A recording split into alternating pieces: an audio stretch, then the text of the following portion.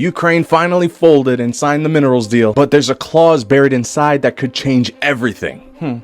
So that's what that conversation was about. So after that disaster meeting at the White House, Zelensky decided to travel the world in 80 days and beg for money from other countries. Seems like after finding out other countries can't afford his senseless war, Buddy came crawling back.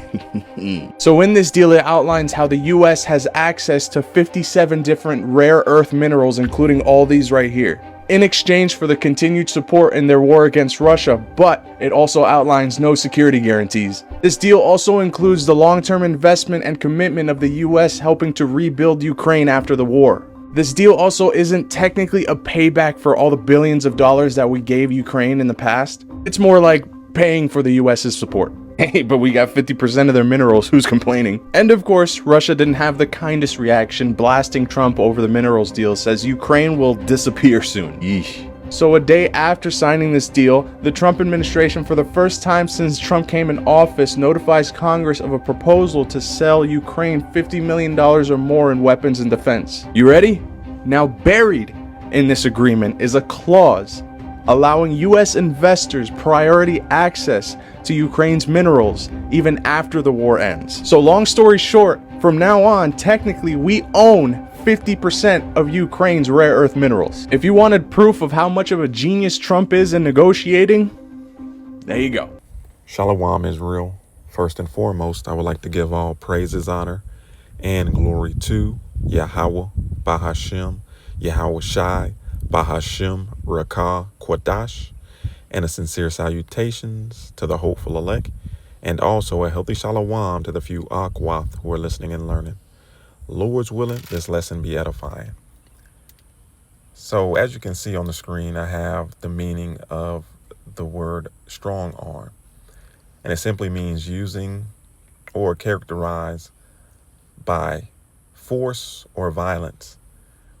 And we used to use, the word strong arm in the world growing up when we saw somebody being bullied or intimidated. When I was coming up, I was big in sports, basketball. And, we'd be playing, 5-on-5, 2-on-2, or whatever the case may be.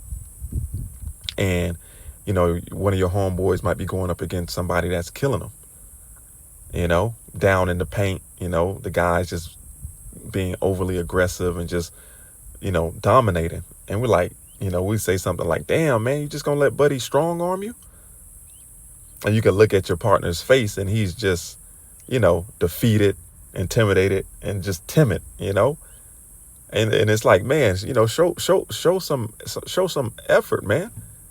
It ain't the size of the dog, it's the size of the fight that's in the dog, And, I bring this up because America still believes that it has the ability to strong arm these other nations, these other superpower nations, such as Russia, China, Iran.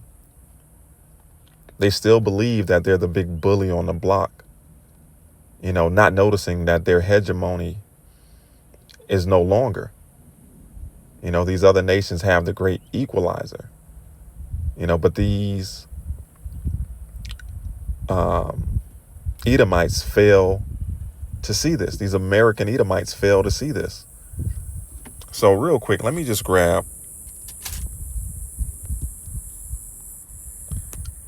Proverbs chapter 16 and verse 18. Pride goeth before destruction, and a haughty spirit before a fall. And America's pride is about to have them go into Ukraine and put boots on the ground. And this third world war is really about to intensify with the signing of this mineral deal. And I say this because, let's grab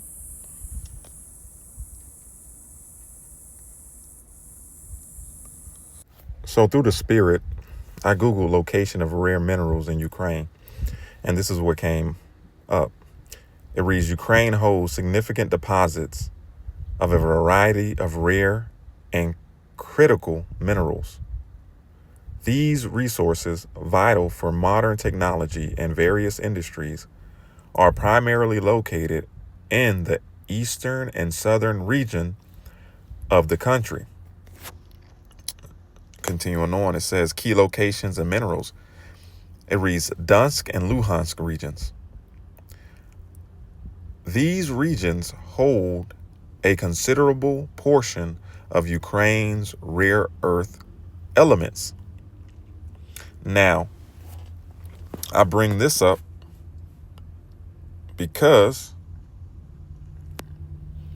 this is the AI overview of what areas the Russians occupy in Ukraine. It reads, the Russian occupied territories of Ukraine, primarily in the southeast region. Ding, ding, ding, ding. All wars are over resources. No coincidence. No coincidence. Okay? So it reads, includes parts of Crimea, Donetsk, Luhansk, Zaporizhia, and Kherson Oblast.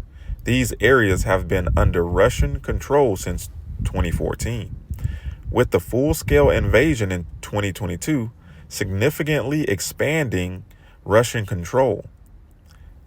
So, as you can see, in order for America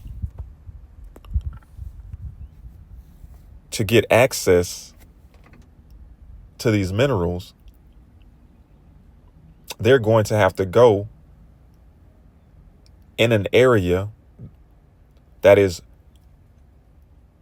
occupied and has been taken over or annexed by Russia. Now, how much pride do you have to make a mineral deal with Ukraine, knowing that the location where the majority of the minerals are is occupied by Russia? So America's pride is going to bring about their destruction. Do you think that Russia, in the middle of a war with Ukraine, is just going to allow American contractors to just mosey on into the territory that's controlled by Russia and extract these minerals, and while Russia is in the middle of a war? How long is it going to take before an American soldier or an American contractor who's over there working gets killed, and then brings America into this war officially on a larger scale? Listen, beautiful times that we are living in, man. Beautiful, beautiful times. All right. So this is Obadiah 1:3. It reads, the pride of thine heart hath deceived thee, thou that dwellest in the cliffs of the rock, whose habitation is high, that saith in his heart, who shall bring me down to the ground? Right. And that's the mindset of America, man. All right. You know, there was Biden once said he was asked about when he was the president. He was asked if America is taking on too much by, being in Ukraine, being in Taiwan, all these skirmishes around the world with these different nations. And Biden pridefully said, we're America. We're the US of A. We're the strongest force on earth. We have enough and some. And their pride is going to be their destruction. And this also goes to show you that whether Democrat or Republican, they're both two wings on the same bird, forwarding the agenda of the elites. Ukrainian people have a lot of backbone. They have a lot of guts, and I'm sure you're observing it. And I don't mean just the military, which is we've been trained in since back when Russia moved into in the southeast Ukraine, but also the average citizen. Look at how they're stepping up. Look at how they're stepping up. And you're going to see when you're there, and some of you have been. What'd you do? You're going to see when you're there, and you're going to see when you're there, and you're going to see when you're there. The idea that we're going to send in offensive equipment and have planes and tanks and trains going in with American pilots and American crews, just understand, don't kid yourself, no matter what you all say, that's called World War III. So your leaders are getting ready to lead y'all to the slaughter. Just like Zelensky led his people, his men, to the slaughter in this war. Well, the same thing is getting ready to happen to you Americans. A draft is coming. Y'all have put y'all trust in this system, in DJ Trump, the great white hope. And all he's doing is continuing the agenda that Biden has started. You know, Biden just simply got it wet, and Trump is about to slide in, if you catch my drift. So let's grab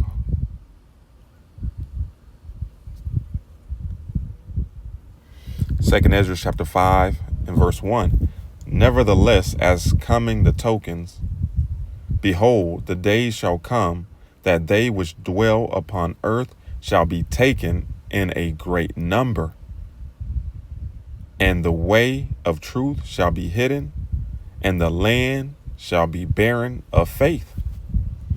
And that's what you're witnessing now. All right. You witnessing these people as the love of many wax cold, turning on one another. You know, I think it was Big Ward that had a video where a son deleted his mother, and then the brother deleted him. All right. Violence, deletions are intensifying through the spirit of Yahweh Ba'ashem Yahweh Shah. And ultimately, this war is about to take out the majority of the men, okay? Not only here in America, but around the world. Okay, this third world war. Let's grab Second Ezra 16, if I'm not mistaken. And verse 33, it reads straight to the point. It says, the virgins shall mourn, having no bridegrooms. The women shall mourn, having no husbands. Their daughters shall mourn, having no helpers. In the wars shall their bridegrooms be destroyed, and their husbands shall perish of famine. So it's beautiful, man. Ultimately, this is the Heavenly Father having your leaders lead you to the slaughter. Okay? And there's no escaping what's about to happen. So we'll end it here. This is Isaiah chapter 47 and verse 10. For thou hast trusted in thy wickedness. Thou hast said, none seeth me. Thy wisdom and thy knowledge, it hath perverted thee. And thou hast said in thine heart, I am, and none else beside me. Therefore shall evil come upon thee. Thou shalt not know from whence it riseth. Right. Your enemies are going to come in from all sides. And I can't wait till you have the audacity to put American troops in Ukraine to go try to aid the contractors in extracting these minerals. I can't wait to the first American soldiers gets deleted on Ukrainian soil, because all hell is going to break loose. Yahweh Bashim Yahweh Shai is speeding up the time for the elect's sake, man. So it says, and mischief shall fall upon thee, thou shalt not be able to put it off, and desolation shall come upon thee suddenly, which thou shalt not know. And that's what's in store for the wicked, these Edomites, the elite of the nation of Edom, the oligarchs. The Heavenly Father is coming, man, and his plan is in motion, and man, y'all are following it to a T. Lord's willing, this was edifying. Shalom, Israel. Wa abad babal.